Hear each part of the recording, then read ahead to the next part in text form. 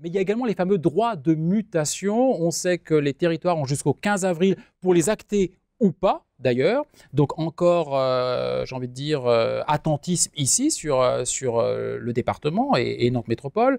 La presse, je pense à un article dans l'Express, en page IMO, a calculé que sur certaines régions, les droits de mutation, ça peut être tant de mètres carrés perdus pour effectivement le primo-accédant ou le secondo-accédant. Est-ce que vous pensez que ça peut...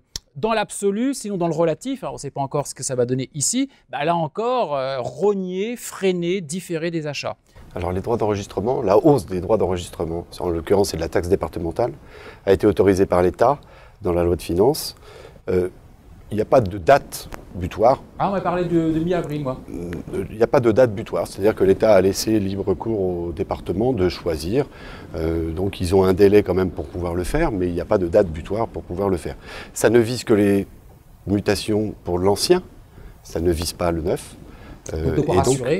Et l'augmentation peut être de 0 à 0,7, c'est-à-dire pas d'augmentation ou on peut choisir 0,3, 0,4, 0,5, 0,6, 0,7. Chaque département a la possibilité de le faire ou pas. Par exemple, dans notre région, il semble que la Mayenne ait décidé de ne pas augmenter les droits d'enregistrement, que le Morbihan s'orienterait plutôt également sur cette même option, ne pas augmenter les droits d'enregistrement.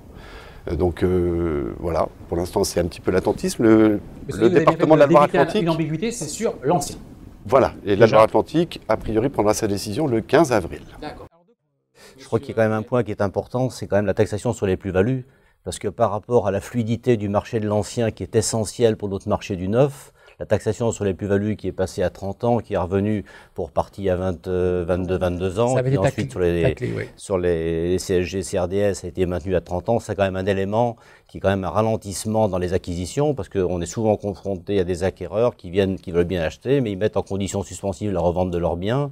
Et quelque part, nous sommes quand même très liés dans la vente de nos produits neufs à la vente de ces produits anciens. Et de ce point de vue-là, c'est quand même des éléments un peu négatifs qui persistent quand même dans notre pays. Ceci étant, quand même la bonne nouvelle, c'est que le Conseil constitutionnel, dans sa grande sagesse, a censuré... A retoqué pas mal de points. Exactement, et notamment la taxation sans tenir compte de durée de détention pour les terrains à bâtir. Tout à fait. Donc on revient sous l'ancien système, c'est-à-dire qu'au bout d'un certain nombre d'années, on est exonéré de toute plus-value pour la vente de son terrain à bâtir. Donc, ce qui fait que ça devrait motiver quelques particuliers de vendre leur terrain pour y faire de la construction, que ce soit de la maison individuelle ou de l'immeuble.